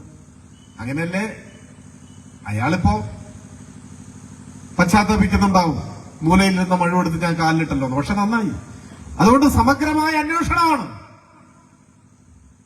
CPIM പ്രഖ്യാപിച്ചു ഈ കാര്യത്തിൽ ഒളിക്കാനോ മറയ്ക്കാനോ ഒന്നുമില്ല. നേരായ വഴിക്ക് അന്വേഷണം നടക്കും. ആരൊക്കെ തെറ്റ് ചെയ്തിട്ടുണ്ടോ അവരൊക്കെ നിയമാനുസൃത നടപടികൾക്ക് വിധേയരാകും. നമ്മളോടൊപ്പം നിന്ന് ആരെങ്കിലും തെറ്റ് ചെയ്താലോ അവരും വിധേയരാകും. ഒരു സംശയവുമില്ല. അതിൽ മുഖം നോക്കുന്ന പ്രശ്നമില്ല, രാഷ്ട്രീയം നോക്കുന്ന പ്രശ്നമില്ല. ഒരു ബാഹ്യ ഇടപെടലും അന്വേഷണത്തിൽ ഉണ്ടാവില്ല. എല്ലാ കാലത്തും അങ്ങനെയാണ്. പണ്ട് നായനാർ മുഖ്യമന്ത്രിയായിരിക്കുമ്പോഴാണ് ഏറ്റുമാനൂർ ക്ഷേത്രത്തിലെ തിരുവാഭരണ മോഷണം പോയി. അന്ന് TV ചാനലൊന്നും ഇല്ലാത്തതുകൊണ്ട് ചിലപ്പോൾ ചർച്ചയൊന്നും ഉണ്ടായിട്ടുണ്ടാവില്ല. ഇതുണ്ടായി. കുറ്റമറ്റ അന്വേഷണം നടത്തി. കള്ളനെ പിടിച്ചു. പിടിച്ചപ്പോ കള്ളൻ INTUCയുടെ നേതാവായിരുന്നു. അത് വേറെ കാര്യം. തിരുവാഭരണം തിരിച്ചെടുത്തു. ഒരു തരി പൊന്നുപോലും നഷ്ടമാകാതെ ക്ഷേത്രത്തിലെത്തിച്ചു. എല്ലാം ശുഭം. ശ്രീ കരുണാകരൻ മുഖ്യമന്ത്രിയായിരിക്കുമ്പോഴാണ് ഗുരുവായൂർ ക്ഷേത്രത്തിലെ മാലമോഷണം പോയി. എന്നിട്ടെന്തുണ്ടായി? ശ്രീ കരുണാകരൻ അറിയപ്പെടുന്ന ഗുരുവായൂരപ്പന്റെ ഭക്തൻ കൂടിയാണ്. പക്ഷെ ഒന്നും ഉണ്ടായില്ല. അന്വേഷണവും ഉണ്ടായില്ല, കള്ളനെ പിടിക്കലും ഉണ്ടായില്ല, ഒന്നും ഉണ്ടായില്ല. അപ്പൊ കേരളത്തിലെ ചരിത്രബോധമുള്ള വിശ്വാസികളെ സംബന്ധിച്ചിടത്തോളം ഒരു കാര്യം ഉറപ്പാണ്. ഗവൺമെന്റ് LDF ആണെങ്കിൽ, ബോർഡ് LDF ആണെങ്കിൽ, ഏത് ക്ഷേത്രത്തിൽ ആര് തട്ടിപ്പ് നടത്താൻ ശ്രമിച്ചാലും അത് സംബന്ധിച്ച് പഴുതടച്ച് അന്വേഷണം നടത്തി കുറ്റക്കാരെ പിടിക്കും. വിശ്വാസികളുടെ മുതൽ അന്യാധീനപ്പെട്ടു പോകില്ല. എന്നാൽ കോൺഗ്രസ് ഭരിക്കുമ്പോൾ നല്ല അനുഭവം. ഇതാണ് കേരളത്തിന്റെ ചരിത്രം. ഇപ്പൊ നോക്കൂ നിങ്ങൾ, ശബരിമല വാർത്ത വന്ന ഘട്ടത്തിൽ പറഞ്ഞിടത്ത് CPIM ഇപ്പോഴും അടിയുറച്ചു നിൽക്കുന്നു. കോടതിയുടെ കൂടി നിരീക്ഷണത്തിലുള്ള അന്വേഷണം മുൻപോട്ട് പോകുന്നു. ഇപ്പോ എതിരാളികൾ തലകുലിച്ചു നിൽക്കുകയാണ്. നാളെ മിക്കവാറും ഒരാളുടെ കാര്യത്തിൽ തീരുമാനമാവും എന്നാണ് കേൾക്കുന്നത്. ഞാൻ ആരുടെയും പേരൊന്നും ഇപ്പൊ പറയുന്നില്ല.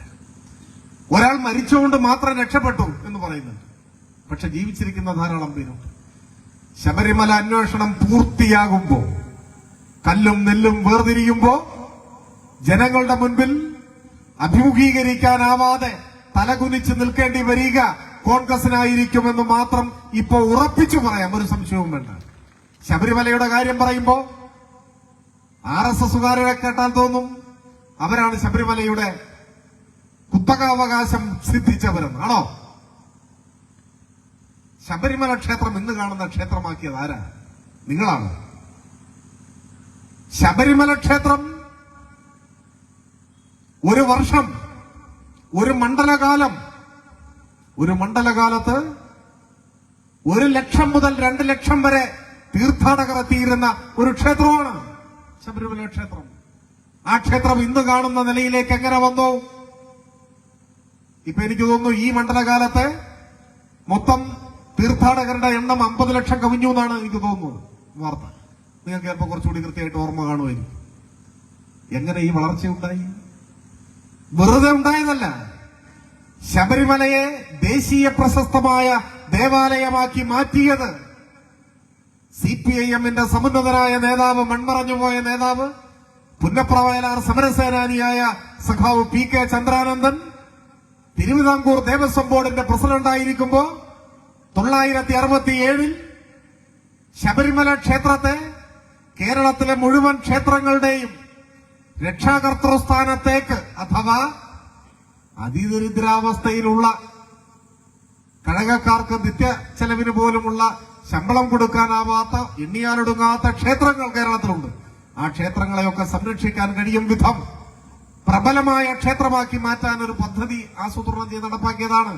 അതിന്റെ പേരാണ് അയ്യപ്പ ജ്യോതി പ്രയാണം. എന്താണ്? സഖാവ് ചന്ദ്രാനന്ദന്റെ നേതൃത്വത്തിൽ ബോർഡ് കൈക്കൊണ്ട തീരുമാനത്തിന്റെ അടിസ്ഥാനത്തിൽ ഒരു അയ്യപ്പ ജ്യോതി പ്രയാണം ആരംഭിച്ചു. തമിഴ്നാട്, കർണാടക, ആന്ധ്ര ഈ 3 സംസ്ഥാനങ്ങളിൽ ഉൾനാടുകളിലൂടെ ശബരിമലയുടെ പ്രശസ്തി വിളംബരം ചെയ്യുന്ന ഒരു അയ്യപ്പ ജ്യോതി, ഒരു ജാഥ ഒരുപാട് ദിവസമെടുത്ത് പ്രയാണം നടത്തി. ആ സംസ്ഥാനങ്ങളിലെ പത്രങ്ങളും മാധ്യമങ്ങളുമായി ബന്ധപ്പെട്ട് എല്ലാ ദിവസവും ഇത് സംബന്ധിച്ച വാർത്തകൾ പത്രങ്ങളിൽ പ്രത്യക്ഷപ്പെട്ടു. കേരളത്തിലെ ശബരിമല ക്ഷേത്രത്തിൽ നിന്നുള്ള ജ്യോതി ഇതാ തമിഴ്നാട്ടിൽ ഈറോഡ്, സേലത്ത്, ഇങ്ങനെ ഓരോ ദിവസം വരികയാണ് വാർത്ത. അവിടങ്ങളിലെല്ലാം വിശ്വാസികൾ തടിച്ചുകൂടി അയ്യപ്പ ജ്യോതിയെ സ്വീകരിച്ചു. അങ്ങനെയാണ് ദക്ഷിണേന്ത്യയിലാകെ ശബരിമലയ്ക്ക് പ്രചുര പ്രചാരം കിട്ടിയതും അടുത്ത മണ്ഡലകാലം മുതൽ ഈ അയ്യപ്പ ജ്യോതി കടന്നുപോയി അതിന് സ്വീകരണം തന്ന കിട്ടിയ പ്രദേശങ്ങളിൽ നിന്നെല്ലാം വിശ്വാസികൾ കുറേശ്ശെയായിട്ട് വരാനും തുടങ്ങി. അങ്ങനെ വന്ന് ഇപ്പൊ എന്തായി?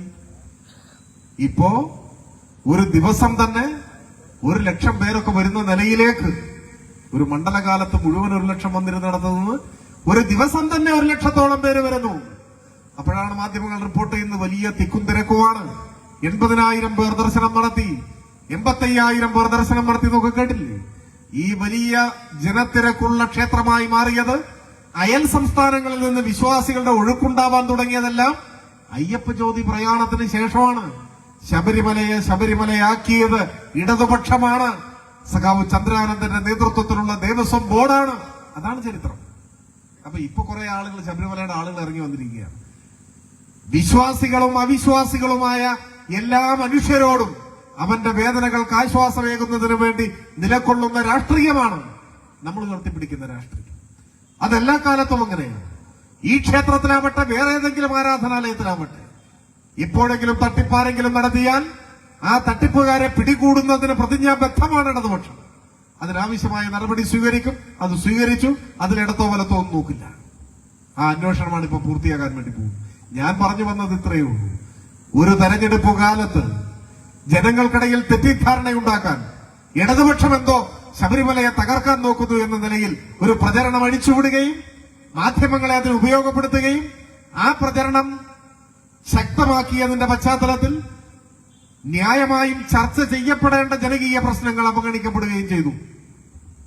അതാണ് പ്രശ്നം. ഇപ്പൊ ഈ 10 വർഷത്തെ ഗവൺമെന്റിന്റെ ഭരണത്തിനെതിരായി ആരെങ്കിലും എന്തെങ്കിലും പറയുന്നുണ്ടോ? അത് ചർച്ച ചെയ്യപ്പെട്ടേയില്ല. ഇപ്പൊ പവർ കട്ടുണ്ടോ? ഇല്ല. പവർ കട്ടില്ലാത്ത കേരളം.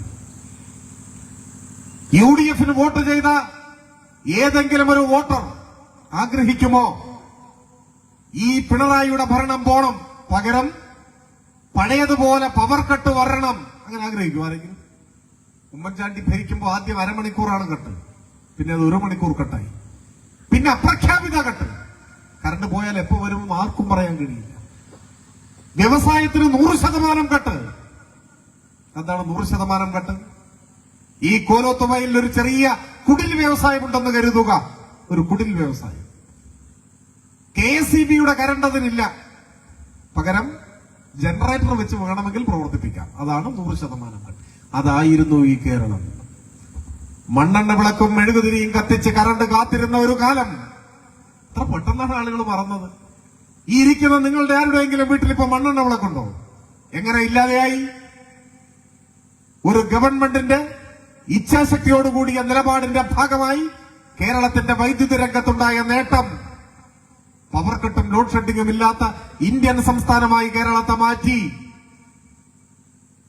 UDF വോട്ട് ചെയ്ത ഏതെങ്കിലും ഒരു വോട്ടർ ആഗ്രഹിക്കുമോ കേരളത്തിൽ പവർ കട്ട് തിരിച്ചു വരണം? ഓ, മണ്ണെണ്ണ വിളക്ക് കത്തിച്ചിട്ട് എത്ര കാലായി? അങ്ങനെ ആരെങ്കിലും ആഗ്രഹിക്കുമോ? ഇല്ല. വോട്ടൊക്കെ കൊടുത്തിട്ടുണ്ടാവും, പക്ഷെ ആ കാലം തിരികെ വരണം എന്നാരും ആഗ്രഹിക്കില്ല. സ്കൂളിൽ പഠിക്കുന്ന കുട്ടികളുണ്ടാവും നിങ്ങളുടെ എല്ലാം വീടുകളിൽ. അബ്ദുൾ റബ്ബ് വിദ്യാഭ്യാസ മന്ത്രിയായിരുന്നപ്പോ പരീക്ഷാക്കാലത്ത് പോലും പാഠപുസ്തകം എത്തിയിട്ടില്ല. മറന്നോ ആ കാലം? പരീക്ഷയായി, പുസ്തകമില്ല. ഞാനിപ്പോഴും ഓർക്കുന്നു, അന്ന് പത്രപ്രവർത്തകർ അബ്ദുൾ റബ്ബിനോട് ചോദിച്ചു, പരീക്ഷയായിട്ടും പുസ്തകമില്ലല്ലോ, കുട്ടികൾ തെരുവിലിറങ്ങി സമരം ചെയ്യുക. പാഠപുസ്തകം ചോദിച്ച കുട്ടികളുടെ കയ്യും തലയും തല്ലി ഓടിച്ചു പോലീസ്. അപ്പൊ പത്രക്കാരോട് അബ്ദുൾ റബ്ബ് പറഞ്ഞു, ഇക്കുറി ഓണം നേരത്തെ വന്നു. ഓർമ്മയില്ല? അങ്ങനെ പറഞ്ഞത്. ഓണം നേരത്തെ വന്നു. ഓണം ഉണ്ടായ കാലം മുതൽ ചിങ്ങത്തിലല്ലേ, കർക്കിടകത്തിൽ ഓണം വന്നിട്ടുണ്ട്. അബ്ദുറബിന് എന്തോ ഓണം, ഇതായിരുന്നു കേരളം. ഇപ്പൊ പുസ്തകം കിട്ടിയിട്ടില്ല എന്നുള്ള പരാതി അറിഞ്ഞു. സ്കൂൾ തുറക്കുന്നതിന് മുൻപ് പുസ്തകം അച്ചടിച്ച് പള്ളിക്കൂടത്തിലെത്തും. ഇപ്പൊ എന്തൊരു മാറ്റമാണ് കേരളത്തിലുണ്ടായ മാറ്റം. പഞ്ചായത്ത് ഇലക്ഷനിൽ UDF വോട്ട് ചെയ്ത ഏതെങ്കിലും ഒരു രക്ഷിതാവ് പഴയതുപോലെ പരീക്ഷക്കാലത്തും പാഠപുസ്തകം എത്താത്ത ആ അബ്ദുറബിന്റെ കാലം തിരികെ വരണം എന്ന് ആലോചിക്കോ? ഇല്ല. വോട്ടൊക്കെ ഇപ്പൊ മാറി ചെയ്തിട്ടുണ്ടാവും. പക്ഷെ ആ വോട്ട് UDF ഭരണം കേരളത്തിൽ വരാൻ വേണ്ടി ചെയ്ത വോട്ടല്ല. അത് പവർ കട്ട് തിരിച്ചു വരാൻ ചെയ്തതല്ല. അത് പാഠപുസ്തകം കിട്ടാത്ത കാലം വരാൻ ചെയ്തതല്ല. എന്തെന്ത് അനുഭവങ്ങൾ. ഞാൻ സമയക്കുറവ് കൊണ്ട് എല്ലാ കാര്യങ്ങളും വിശദീകരിക്കുന്നില്ല. പെൻഷൻ കിട്ടാത്ത കാലം തിരികെ വരണോ? ഇപ്പൊ 2000 രൂപ പെൻഷൻ കിട്ടുകയല്ലേ. നമ്മളെ സംബന്ധിച്ച് എന്തായിരുന്നു? 2000 രൂപയായി പെൻഷൻ വർദ്ധിപ്പിച്ചു. 62 ലക്ഷം മനുഷ്യർ, 62 ലക്ഷം ആളുകളുടെ വീട്ടിൽ 2000 രൂപ പ്രതിമാസം കൊണ്ടുചെന്ന് കൊടുക്കുകയാണ്. ഇന്ത്യയിൽ ഇങ്ങനെയൊരു സംസ്ഥാനം വേറെയില്ല. ഇന്ത്യയിൽ പ്രധാനമന്ത്രിയുടെ നാട്ടിൽ ഇതില്ല. തൊട്ടടുത്ത കർണാടകയിൽ കോൺഗ്രസ് ഭരിക്കുന്നിടത്തില്ല. 2000 രൂപ പെൻഷൻ കിട്ടുന്ന ഏക ഇന്ത്യൻ സംസ്ഥാനം ഈ കൊച്ചു കേരളം. പുറമെ വീട്ടമ്മമാർക്കൊരു പുതിയ പെൻഷൻ പ്രഖ്യാപിച്ചു, സ്ത്രീ സുരക്ഷാ പെൻഷൻ. ഞാൻ വായിച്ചത് 33 ലക്ഷത്തോളം വീട്ടമ്മമാർക്ക് അതിന്റെ ഗുണം കിട്ടുന്ന. 35 വയസ്സ് മുതൽ കേരളത്തിലെ വീട്ടമ്മമാർ അവരുടെ മഹത്തായ അധ്വാനത്തിന് ഈ ഗവൺമെന്റ് ഒരു പാരിതോഷികം കൊടുക്കാൻ തീരുമാനിക്കുക. പ്രതിമാസ പെൻഷൻ. കേരളത്തിലെ വീട്ടമ്മമാർ സംസ്ഥാന ഖജനാവിൽ നിന്നും പ്രതിമാസം ഇനി പെൻഷൻ കിട്ടുന്നവരായി മാറുന്നു. അഭ്യസ്തവിദ്യരായ യുവതി-യുവാക്കൾ അവർക്ക് ഒരു ജോലി കണ്ടെത്തുന്നത് വരെ 1000 രൂപ പ്രതിമാസ സ്റ്റൈപ്പൻഡ് ഇന്ത്യയിൽ എവിടെയുമില്ല. വീട്ടമ്മമാരുടെ പെൻഷൻ ഒന്നും ആരും ചിന്തിച്ചിട്ടില്ല. പ്രധാനമന്ത്രിക്ക് സ്വപ്നം കാണാൻ പറ്റിയിട്ടില്ല. ഇവിടെ നമ്മൾ യാഥാർത്ഥ്യമൊക്കെയാണ്. അപ്പോൾ നിഷ്കളങ്കരായ നമ്മുടെ സഖാക്കൾ കരുതി ഇങ്ങനെയൊരു ഗവൺമെന്റ്, ഇങ്ങനെയൊരു ക്ഷേമ പദ്ധതി ലോകത്തെവിടെയെങ്കിലും ഉണ്ട്. വീട്ടമ്മമാർക്ക് പെൻഷൻ, ചെറുപ്പക്കാർക്ക് സ്റ്റൈപ്പൻഡ്, 62 ലക്ഷം പേർക്ക് 2000 രൂപ പെൻഷൻ, പവർ കട്ടുമില്ല, പാഠപുസ്തകം കിട്ടും, എല്ലായിടത്തും നല്ല റോഡ്, ദേശീയപാത വികസനം 90% K-ഫോൺ വരുന്നു, ഗെയില് പൂർത്തിയാക്കി, വിഴിഞ്ഞം പോർട്ട് വരുന്നു. കേരളത്തിന്റെ നിലവാരം ലോകോത്തരമായി മാറുന്നു. അപ്പൊ ഇങ്ങനെയെല്ലാം ചെയ്താൽ ഇനിയിപ്പം നിന്നു കൊടുത്താൽ മതി. ജനങ്ങൾ വോട്ട് ചെയ്ത് നമ്മളെ ജയിപ്പിക്കും എന്നാണ് ധരിച്ചത്. ന്യായമായും ജയിപ്പിക്കേണ്ടതാണ്. കാരണം ഇങ്ങനെ ഒരു കാലം ഇതിനു മുമ്പുണ്ടായിട്ടുണ്ടോ? ഇങ്ങനൊരു കാലം ഇതിനു മുമ്പുണ്ടായിട്ടില്ല. ഏതാനും ദിവസങ്ങൾക്ക് മുൻപ് പുറത്തു വന്നൊരു വാർത്ത, ഇന്ത്യയിൽ ആദ്യമായി ഒരു ജില്ലാ ആശുപത്രിയിൽ ഹൃദയം മാറ്റിവെക്കൽ ശസ്ത്രക്രിയയാണെന്ന്. നിങ്ങൾ വായിച്ചില്ലേ വാർത്ത? ഒരു ജില്ലാ ആശുപത്രി, എറണാകുളം ജില്ലാ ആശുപത്രിയിൽ മസ്തിഷ്ക മരണം സംഭവിച്ച ഒരു രോഗിയുടെ ഹൃദയം മുറിച്ചെടുത്ത് വേറൊരു രോഗിയുടെ നെഞ്ചിൻകൂട്ടിൽ വെച്ച് തുന്നിച്ചേർത്ത് പിടിപ്പിച്ചു, ഹൃദയം മാറ്റിവെച്ചു. ഇന്ത്യയിൽ ആദ്യമായിട്ടാണ് ഒരു സർക്കാർ ജില്ലാ ആശുപത്രിയിൽ ഹൃദയം മാറ്റിവെക്കൽ ശസ്ത്രക്രിയയാണ്. ഇന്ത്യയിൽ വേറെ ഇതുവരെ നടന്നിട്ടില്ല. അത്തരമൊരു നിലവാരത്തിലേക്ക് നമ്മുടെ ആശുപത്രികളെത്തി. നമ്മുടെ പള്ളിക്കൂടങ്ങൾ വലിയ കണ്ണഞ്ചിപ്പിക്കുന്ന മാറ്റമാണ് ഉണ്ടായിരിക്കുന്നത്. എന്നാൽ ഇത്തരം കാര്യങ്ങളൊന്നുമല്ല ചർച്ച ചെയ്യപ്പെട്ടത്. ചർച്ച ചെയ്താലല്ലേ ഇത് ശരിയോ തെറ്റോ കാര്യങ്ങൾ പറയൂ. പെൻഷൻ ചർച്ച ചെയ്യാതെ, വീട്ടമ്മമാരുടെ പെൻഷൻ ചർച്ച ചെയ്യാതെ, ആശുപത്രിയിൽ വന്ന മാറ്റം ചർച്ച ചെയ്യാതെ, പള്ളിക്കൂടങ്ങളിലുണ്ടായ മാറ്റം ചർച്ച ചെയ്യാതെ, കറണ്ട് കട്ട് ഇല്ലാതായതിനെ കുറിച്ച് ചിന്തിക്കാതെ, പുസ്തകമില്ലാത്ത കാലത്തെക്കുറിച്ച് ഓർക്കാതെ, ഇതിനെല്ലാം ഒന്ന് ആലോചിക്കാനോ ചർച്ച ചെയ്യാനോ സംവാദം നടത്താനോ ചിന്തിക്കാനോ അവസരം കൊടുക്കാതെ ശബരിമല പാട്ട്, പ്രസംഗം, ഡാൻസ്, കളി, ഇതൊക്കെയാണ് വന്നത്. അപ്പൊ കുറെ ആളുകൾ അതിന്റെ പേരെ വോട്ട് ചെയ്തു, അത്രയേ ഉള്ളൂ കാര്യം. എന്നാൽ ഇത് കേരളത്തെ ഏത് നിലയിലേക്ക് എത്തിക്കും? തിരഞ്ഞെടുപ്പെന്നാൽ കുറെ കൂടി ഗൗരവമാണെന്നും നമ്മുടെ നാട് അത്യാപത്തിൽ പെട്ടുപോകരുതെന്നും ഇരുട്ടിലേക്ക് കേരളത്തെ വലിച്ചെറിയരുതെന്നും മലയാളികളോട് പറഞ്ഞാൽ അവർക്ക് മനസ്സിലാവും. ഇനി പവർ കട്ട് വേണോ എന്ന് ചോദിച്ചാൽ വേണം എന്ന് പറയുന്ന ഒരാളും എവിടെയുണ്ടാവില്ല. ആരെങ്കിലും അങ്ങനെ പറയുന്നുണ്ടെങ്കിൽ അയാളെ നാട്ടുകാർ പിരിവെടുത്തുകൊണ്ട് ചികിത്സിക്കല്ലാതെ വേറൊരു മാർഗമില്ല. അതാണ് യാഥാർത്ഥ്യം. അപ്പോ ഒരു തിരഞ്ഞെടുപ്പിൽ പരാജയപ്പെട്ടു എന്ന് കരുതി ഈ പറയുന്ന ക്ഷേമ വികസന കാഴ്ചപ്പാടുകളാകെ ഒഴിവാക്കണം എന്നാര് പറഞ്ഞാലും അംഗീകരിക്കാൻ പറ്റില്ല. എത്ര തെരഞ്ഞെടുപ്പിൽ തോറ്റാലും പെൻഷൻ കൊടുക്കാൻ തന്നെയാണ് തീരുമാനം. തെരഞ്ഞെടുപ്പ് തോറ്റു എന്നാ ഇനി പെൻഷൻ വേണ്ട, അങ്ങനെയില്ല. ഇത് കൊടുക്കണം. ഇത് പാവപ്പെട്ട മനുഷ്യർക്കൊരു ആശ്വാസമാണ്. അതുകൊണ്ട് തെരഞ്ഞെടുപ്പിൽ തോറ്റാലും പെൻഷനിൽ നിന്ന് പുറകോട്ട് പോവില്ല, ഈ വികസന പദ്ധതികളിൽ നിന്ന് പുറകോട്ട് പോവില്ല, ഇതുമായി തന്നെ മുൻപോട്ട് പോകും. എന്നാൽ ഇതിനിടയിൽ മറ്റെന്തെങ്കിലും പശകൾ നമുക്ക് പറ്റുമോ? അതൊക്കെ പറ്റാം. നമ്മളൊരു തെറ്റും പറ്റാത്തവരൊന്നുമല്ല, നമുക്ക് ചിലപ്പോൾ പശകൾ പറ്റാം. അത്തരം പിശകുകൾ ജനങ്ങളിൽ നിന്ന് പഠിക്കും, ജനങ്ങൾ ചൂണ്ടിക്കാണിക്കുന്നത് സ്വീകരിക്കും തുറന്ന മനസ്സോടെ. നമുക്ക് സംഭവിച്ചു പോയിട്ടുള്ള പിശകുകളോ കുറവുകളോ ന്യൂനതകളോ ഉണ്ടെങ്കിൽ അതൊക്കെ പരിഹരിക്കും. അതിലൊന്നും വിദ്യാഭിമാനമില്ല, അത്തരമൊരു പ്രശ്നം, ഒരു ദുരഭിമാനത്തിന്റെ പ്രശ്നമില്ല. എന്തെങ്കിലും പിശകുകൾ സംഭവിച്ചു പോയാൽ അതെല്ലാം തുറന്ന മനസ്സോടെ തിരുത്തി ജനങ്ങളെ വിശ്വാസത്തിലെടുത്ത് അവരിൽ നിന്ന് പഠിച്ച് അവരുടെ അഭിപ്രായങ്ങൾക്ക് ചെവി കൊടുത്ത് ശരിയായ ദിശയിൽ മുൻപോട്ട് പോകും. അങ്ങനെയാണ് ചരിത്രത്തിലുടനീളം പരാജയങ്ങളെ ഇടതുപക്ഷം നേരിട്ടിട്ടുള്ളത്. ഇപ്പോ ഈ തെരഞ്ഞെടുപ്പ് എന്തോ ലോകാവസാനമാണെന്ന് കരുതി പ്രചരിപ്പിക്കുന്നവരുണ്ട്. അവർ തെരഞ്ഞെടുപ്പുകളുടെ ചരിത്രത്തിലേക്ക് നോക്കട്ടെ. 977 അടിയന്തരാവസ്ഥാനന്തര തെരഞ്ഞെടുപ്പ്, പാർലമെന്റ് ഇലക്ഷൻ. അതിലേക്ക് വോട്ട് ചെയ്തിട്ടുള്ളവർ ഒരു പക്ഷേ ഈ കൂട്ടത്തിലുണ്ടാവും. ഇന്ദിരാഗാന്ധി തോറ്റുപോയ തെരഞ്ഞെടുപ്പ്, ഇന്ത്യയുടെ ചരിത്രത്തിൽ ആദ്യമായി കോൺഗ്രസ് പ്രതിപക്ഷത്തേക്ക് വലിച്ചെറിയപ്പെട്ട തെരഞ്ഞെടുപ്പ്. ഉത്തരേന്ത്യയിലെ പാവപ്പെട്ട മനുഷ്യർ കോൺഗ്രസിനെ ശിക്ഷിച്ച തെരഞ്ഞെടുപ്പ്. പക്ഷെ കേരളത്തിലെ വിധിയെഴുത്തെന്തായിരുന്നു? 977 ഇന്ത്യയൊന്നാകെ കോൺഗ്രസിനെ തൂത്തെറിയുമ്പോ കേരളത്തിൽ CPIM-ന് കിട്ടിയ സീറ്റിന്റെ എണ്ണം എത്രയാ? ആർക്കൊരു ഓർമ്മയുണ്ടോ? 0 സീറ്റ്. അന്ന് ചിലർ വിധിയെഴുതി ഇന്ത്യ മുഴുവൻ കോൺഗ്രസിനെ കൈവിട്ടിട്ടും കേരളത്തിൽ ഇടതുപക്ഷത്തിന്, കേരളത്തിൽ അന്ന് ഇടതുപക്ഷം എന്ന് പറഞ്ഞുകൂടാ, ഇന്നത്തെ LDF UDF അല്ല മുന്നണി, കേരളത്തിൽ CPIM-ന് 0 സീറ്റ്. ഇനി ഒരിക്കലും ഒരു തിരിച്ചുവരവുണ്ടാവില്ല. അതായത് എന്നാൽ 3 കൊല്ലം തികയുന്നതിന് മുൻപ് കേരളത്തിന്റെ മുഖ്യമന്ത്രിയായി സത്യപ്രതിജ്ഞ ചെയ്ത നേതാവിന്റെ പേര് EK നായനാർ എന്നായിരുന്നു എന്നതാണ് കേരളത്തിന്റെ ചരിത്രം. 3 കൊല്ലം എടുത്തുള്ളൂ തിരിച്ചു വരാൻ. 2001 നിയമസഭാ തെരഞ്ഞെടുപ്പ്, അത് വളരെ അടുത്ത കാലത്താണ്, നമ്മുടെ എല്ലാം ഓർമ്മകളിലുണ്ടാകും. സമീപകാലത്ത് ഇടതുപക്ഷം നിയമസഭാ തെരഞ്ഞെടുപ്പിൽ നേരിട്ട ഏറ്റവും വലിയ പരാജയം 2001 എനിക്ക് തോന്നുന്നു 40 സീറ്റോ മറ്റോ ആണ് നമ്മളാകെ ജയിച്ചത്. അങ്ങനെയാണ് എന്റെ ഓർമ്മ. 2001 ആ ദയനീയമായ പരാജയമെന്ന് വിലയിരുത്തപ്പെട്ട തെരഞ്ഞെടുപ്പ് കഴിഞ്ഞ് 3 വർഷം തികയുന്നതിന് മുൻപാണ് 2004 പാർലമെന്റ് തെരഞ്ഞെടുപ്പിൽ ആരെയും മോഹിപ്പിക്കുന്ന ഉജ്ജ്വല വിജയം നമ്മൾ നേടി. അന്ന് ആ തെരഞ്ഞെടുപ്പിൽ കോൺഗ്രസിന് കിട്ടിയ സീറ്റിന്റെ എണ്ണം 0. 67 കേരളത്തിലെമ്പാടും കോൺഗ്രസ് തോറ്റപ്പെടും.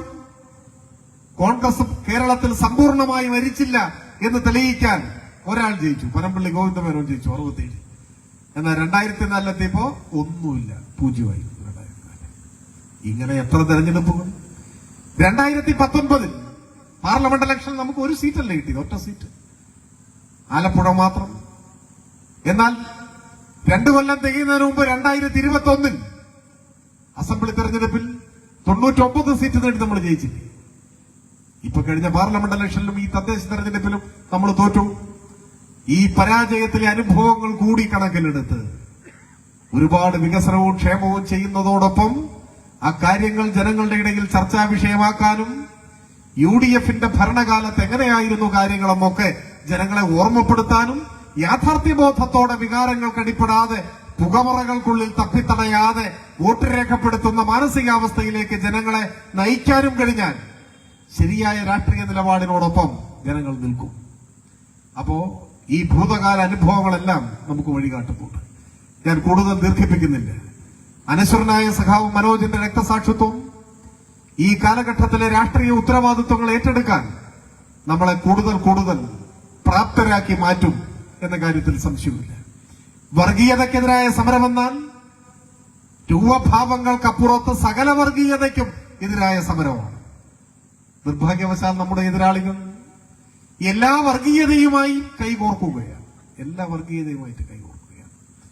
RSSന്റെ ശാഖയ്ക്ക് കാവൽ നിന്നു എന്ന് പരസ്യമായി പറയാൻ ഒരു ലജ്ജയുമില്ലാത്ത നേതാവായിരുന്നു KPCCയുടെ പ്രസിഡന്റ്, അടുത്ത കാലം വരെ പ്രസിഡന്റായിരുന്ന ആൾ.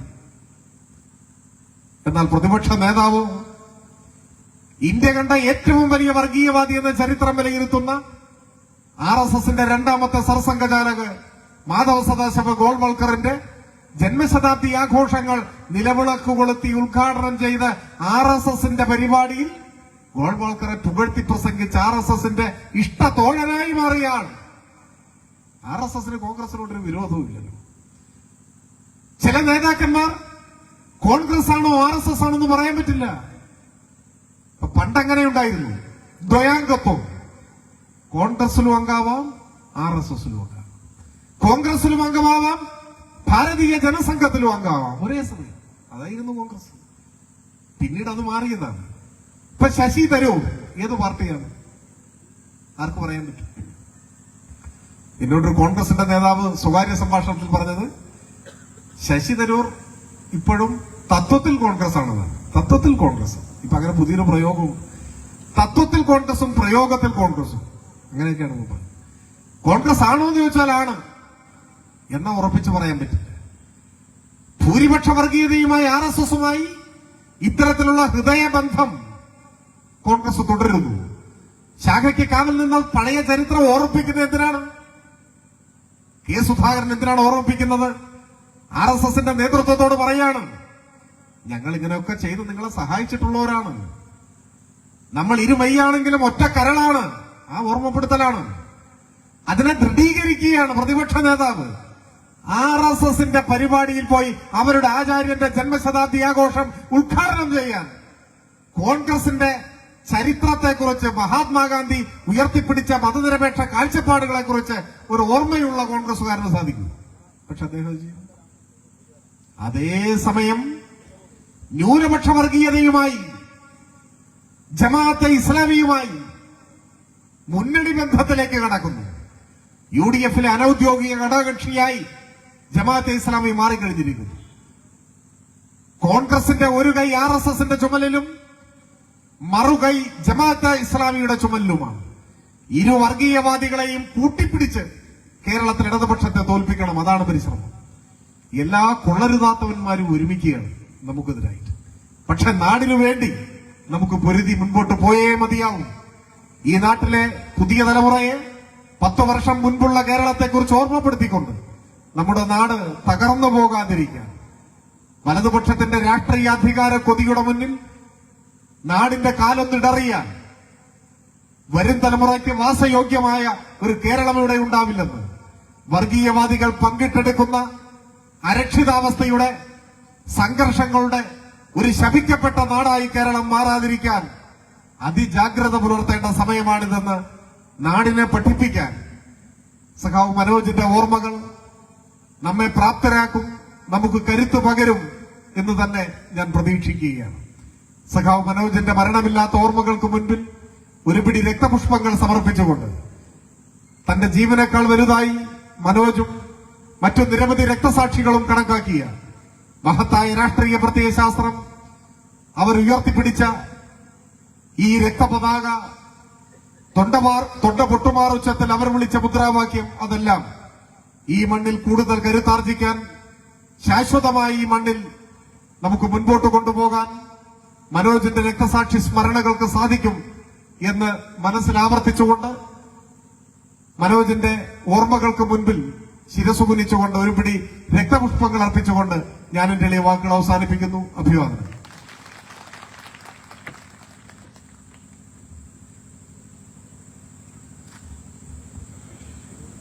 നമ്മുടെ MLA വിജയൻ സംസാരിക്കും. അതിനുവേണ്ടി ക്ഷണിക്കും.